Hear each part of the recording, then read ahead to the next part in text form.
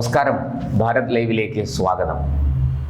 കേരളത്തിൻ്റെ മുഖ്യമന്ത്രി ബഹുമാനപ്പെട്ട ശ്രീ പിണറായി വിജയനും അദ്ദേഹത്തിൻ്റെ സർക്കാരിനും ആ സർക്കാരിനെ നയിക്കുന്ന ഇടതുമുന്നണിക്കും ഇടതുമുന്നണിയെ നയിക്കുന്ന പാർട്ടി CPM-നും മൊത്തത്തിൽ കഷ്ടകാലമാണെന്ന് തോന്നുന്നു.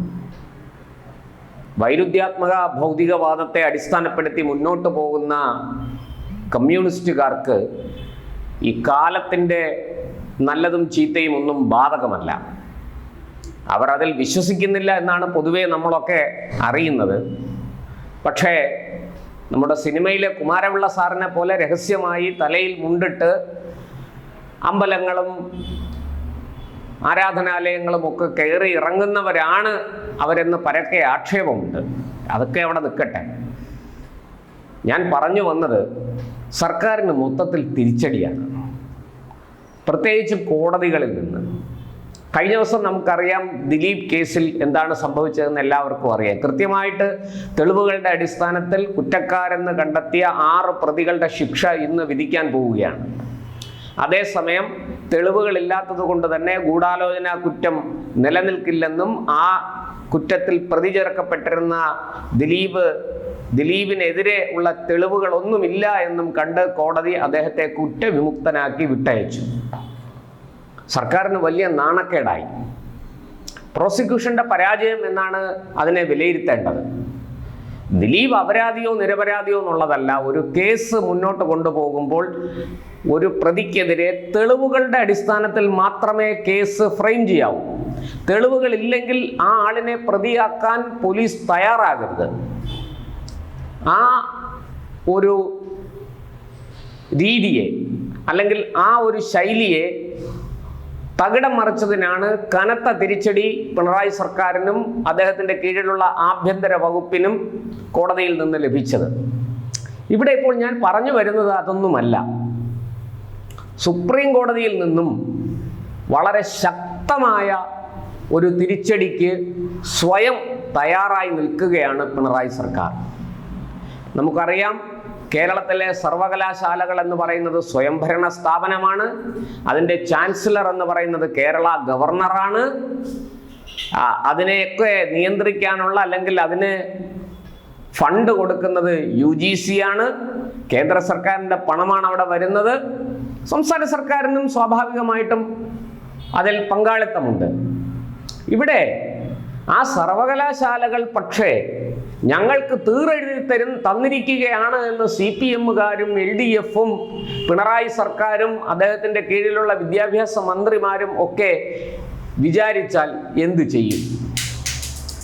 ഞങ്ങൾക്കിഷ്ടമുള്ളതുപോലെ ഞങ്ങൾ ഭരിക്കും, നിങ്ങൾ ആരാ ചോദിക്കാൻ?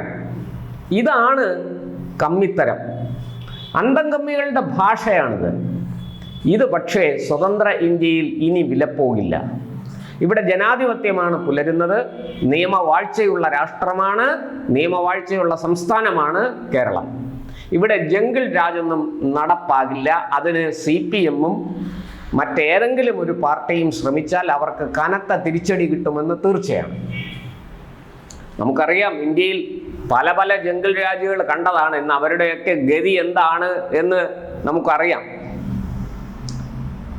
എന്തായാലും ഇവിടെ സർവകലാശാലകളുടെ കാര്യത്തിൽ ഇത്തരത്തിലുള്ള CPM തിട്ടൂരങ്ങൾ വലിച്ചു കീറി കാറ്റിൽ പറത്തിയിരിക്കുകയാണ് നമ്മുടെ കേരള ഗവർണർ രാജേന്ദ്ര ആർലേക്കർ. അദ്ദേഹത്തിന് മുമ്പ് ഈ പ്രവണത തുടങ്ങി വെച്ചത് അദ്ദേഹത്തിന് മുമ്പ് ഇവിടെ ഗവർണറായിരുന്ന ആരിഫ് മുഹമ്മദ് ഖാനാണ്. അദ്ദേഹം പറഞ്ഞു, ഞാൻ നിയമം വിട്ട് UGC ചട്ടങ്ങൾ വിട്ട് രാജ്യത്തിൻ്റെ നിയമ സംവിധാനം വിട്ട് ഞാൻ ഒന്നും പ്രവർത്തിക്കില്ല, അങ്ങനെ പ്രവർത്തിക്കാൻ ആരെയും അനുവദിക്കുകയുമില്ല.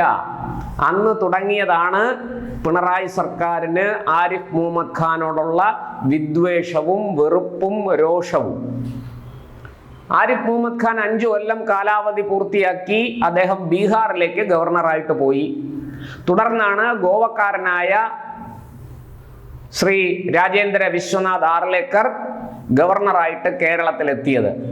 ഇദ്ദേഹം വന്നപ്പോൾ ചില മാറ്റങ്ങളൊക്കെ സംഭവിക്കും, സർക്കാരും ഗവർണറുമായിട്ട് ഒത്തുപോകും എന്നൊക്കെയാണ് നമ്മൾ കരുതിയത്. നേരത്തെ ആരിഫ് മുഹമ്മദ് ഖാനെതിരെ സുപ്രീം കോടതി വരെ പോയി. പ്രത്യേകിച്ച് ഗുണമൊന്നും ഉണ്ടായില്ല. ഇപ്പോഴും അതെ. എന്തായാലും ഒരു പഴഞ്ചൊല്ലുണ്ട്, കടുക്കനിട്ടവൻ പോയാൽ കമ്മലിട്ടവൻ വരും എന്ന്. ഇവിടെ അക്ഷരാർത്ഥത്തിൽ അതാണ് സംഭവിച്ചത്. ആരിഫ് മുഹമ്മദ് ഖാനേക്കാൾ ഒരു പടി മുകളിൽ കർക്കശക്കാരനാണ് രാജേന്ദ്ര അർലേക്കർ. കാണാൻ അദ്ദേഹം വളരെ സൗമ്യനാണ്, വളരെ നിഷ്കളങ്കനാണ്, എല്ലാവരോടും സൗഹാർദ്ദപരമായിട്ട് പെരുമാറും, ആരോടും ഉച്ചത്തിൽ സംസാരിക്കുക പോലുമില്ല. ലോക് ഭവനെ അങ്ങേയറ്റം ജനകീയമാക്കാനുള്ള പല നടപടികളുമായിട്ട് അദ്ദേഹം മുന്നോട്ട് പോകുന്നു. ഒരു മുൻ RSS പ്രവർത്തകൻ കൂടിയാണ് അദ്ദേഹം.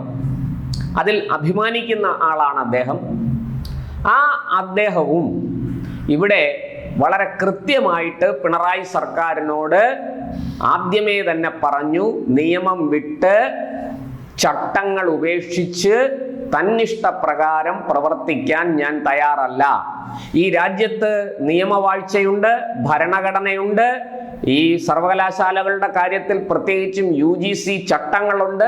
അത് കേന്ദ്ര സർക്കാരും സംസ്ഥാന സർക്കാരും മാറി മാറി ഭരിച്ചവർ എല്ലാം പാസാക്കിയ നിയമങ്ങളുണ്ട്, ബില്ലുകളുണ്ട്. ആ ബില്ലുകൾ പാസ്സായി വന്നപ്പോൾ, അത് നിയമമായപ്പോൾ, ആ നിയമങ്ങളും ചട്ടങ്ങളും അനുസരിച്ച് മാത്രമേ ഞാൻ മുന്നോട്ട് പോവുകയുള്ളൂ എന്നൊക്കെ അദ്ദേഹം വ്യക്തമാക്കിയതാണ്. എന്നാൽ സർക്കാരുമായിട്ട് ഒരു ഏറ്റുമുട്ടലിനില്ല. നിയമം പാലിക്കുകയാണെങ്കിൽ പിന്നെ നമുക്കതിൻ്റെ ആവശ്യമില്ലല്ലോ. അദ്ദേഹത്തിൻ്റെ സ്റ്റാൻഡ് വളരെ ക്ലിയർ ആണ്. അദ്ദേഹം അക്കാര്യത്തിൽ ഉറച്ചു നിൽക്കുകയുമാണ്. ഇവിടെ നമുക്കിപ്പോൾ 2 സർവകലാശാലകളുടെ കാര്യത്തിലാണ് വലിയ ഒരു അനിശ്ചിതത്വം ഉണ്ടായത്. സാങ്കേതിക സർവകലാശാലയും അതുപോലെ ഡിജിറ്റൽ സർവകലാശാലയും. ഇവിടെ രണ്ടിടത്തും കേവലം ഒരു വ്യക്തിയെ ചൊല്ലിയാണ് ഈ പോര് സംസ്ഥാന സർക്കാർ ഉയർത്തുന്നത്. അത് മറ്റാരുമല്ല, ഡോക്ടർ സിസ തോമസ് ആണ്. എന്തുകൊണ്ടാണ് സിസ തോമസിനോട് ഇത്രയും വിരോധം ഇടത് സർക്കാരിന് എന്ന് മനസ്സിലാകുന്നില്ല. സിസ തോമസ് നിയമം വിട്ട് വഴിവിട്ട് ഒരു കാര്യവും ചെയ്യുന്നില്ല. തെറ്റുകൾ ചൂണ്ടിക്കാട്ടുന്നു, ധൂർത്തിനെ എതിർക്കുന്നു, ആഡംബരത്തെ അവർ നിശിതമായി വിമർശിക്കുന്നു. സർക്കാരിന് തന്നിഷ്ടം പോലെ പ്രവർത്തിക്കാനുള്ളതല്ല സർവകലാശാലകളും അവിടുത്തെ ഫണ്ടും. അതൊക്കെ എടുത്ത് തോന്നിയവാസം ചെലവഴിക്കാൻ പറ്റില്ല. ഇതൊക്കെയാണ് സിസ തോമസിന്റെ നിലപാട്. അവരതിൽ ഉറച്ചു നിൽക്കുന്നു. അതുകൊണ്ട് തന്നെ സർക്കാരിന് അവരെ ഇഷ്ടമല്ല.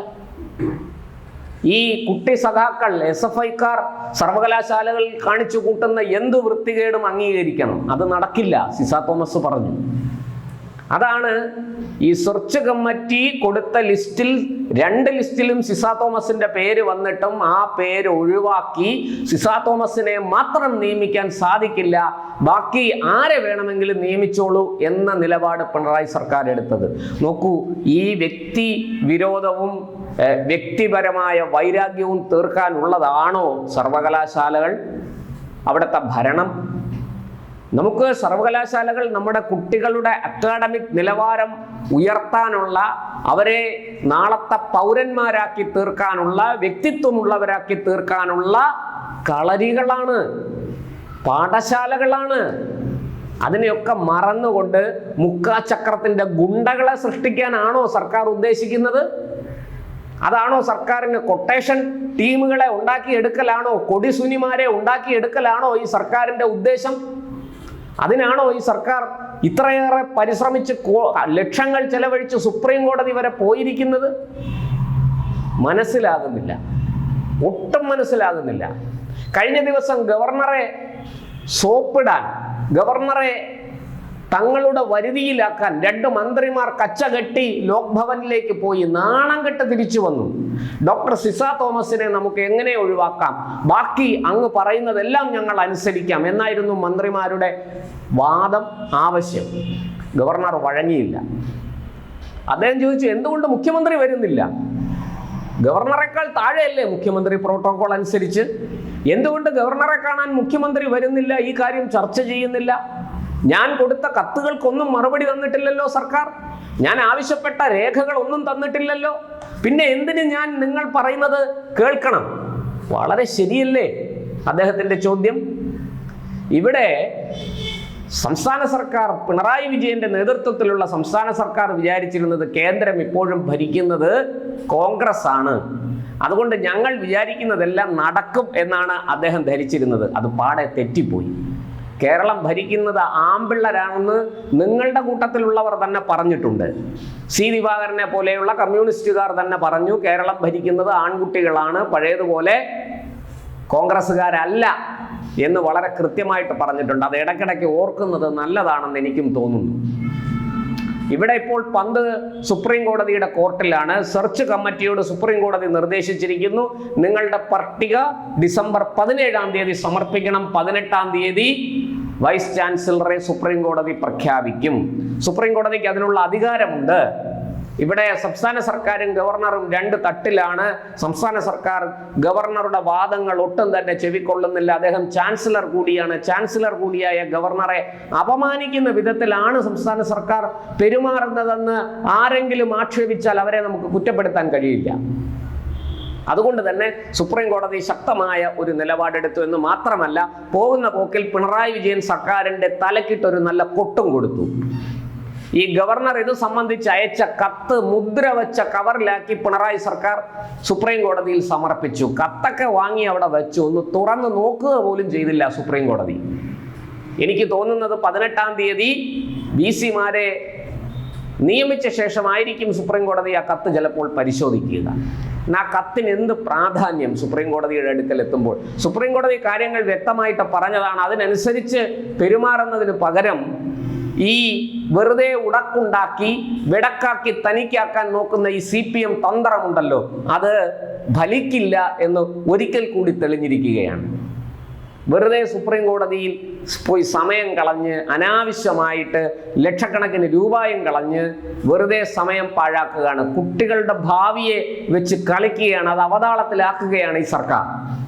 എന്തായാലും നമുക്ക് 18-ാം തീയതി അറിയാം ആരായിരിക്കും ഈ സാങ്കേതിക ഡിജിറ്റൽ സർവകലാശാലകളുടെ VC-മാർ എന്ന് നമുക്കറിയാം. സുപ്രീം കോടതിയുടെ തീരുമാനം വരട്ടെ. സുപ്രീം കോടതിക്ക് സിസ തോമസിനെ ഒഴിവാക്കാനാണ് നിയമപരമായ കാരണങ്ങൾ കണ്ടെത്താൻ സുപ്രീം കോടതിക്ക് കഴിഞ്ഞെങ്കിൽ സുപ്രീം കോടതി അത് ചെയ്യട്ടെ. ഉചിതമായ തീരുമാനം നീതിപീഠത്തിൽ നിന്ന് വരുമെന്ന് തന്നെ നമുക്ക് കരുതാം.